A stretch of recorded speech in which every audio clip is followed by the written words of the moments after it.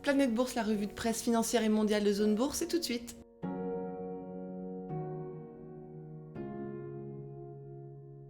Et on commence par un tour d'horizon des valeurs US. L'OMS déconseille Remdesivir aux patients atteints de Covid. Le médicament du laboratoire américain Gilead, approuvé par la FDA le mois dernier et seul antiviral jusque-là approuvé pour traiter la maladie, n'aurait aucun effet significatif sur la survie ou le besoin de ventilation, à lire dans le Financial Times. BuzzFeed rachète le HuffPost. Le site d'info américain absorbe son petit frère, l'ancien Huffington Post, détenu jusqu'alors par le géant des télécommunications Verizon, qui restera actionnaire minoritaire. Le montant du deal n'est pas dévoilé, à lire sur USA Today. Et Verizon, de son côté, noue un partenariat avec Apple, un programme pour subventionner le remplacement de toute la flotte de smartphones de Verizon Business, sa branche pro, par des iPhone 12. Les détails dans Reuters. Roblox Corp veut entrer en bourse avec des revenus en hausse de 56% en 2019 et 68% en 2020. L'éditeur des jeux Roblox, porté comme ses pairs par la pandémie, compte en moyenne 36 millions d'utilisateurs quotidiens. Seul hic, la société n'est pas encore rentable. Selon le Wall Street Journal, elle perd notamment 203 millions de dollars sur les 9 premiers mois de l'année. Virage green pour General Motors.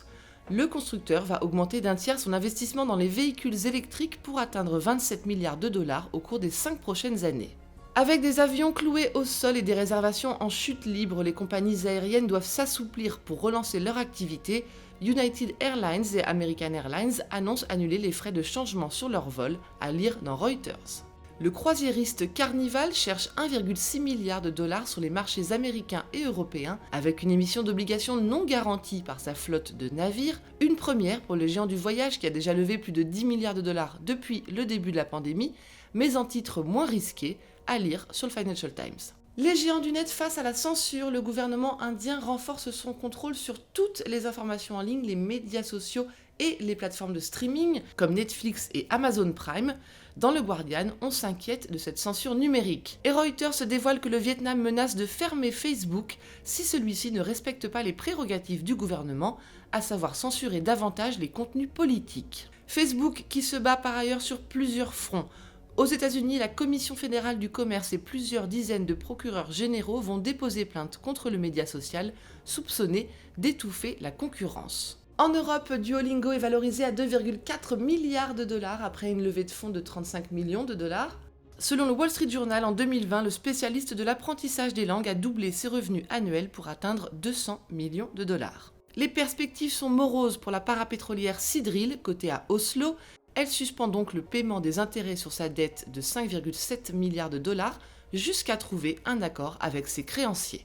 Et on termine avec l'Asie. Reliance Retail a levé 6,4 milliards de dollars pour booster ses activités en ligne. Le plus grand détaillant indien, piloté par le milliardaire Mukesh Ambani, veut concurrencer Amazon en s'appuyant sur des investisseurs américains, saoudiens et des Émirats, à lire dans Nikkei Asia. Et enfin, Tencent Music investit dans Wave, la compagnie de concert américaine.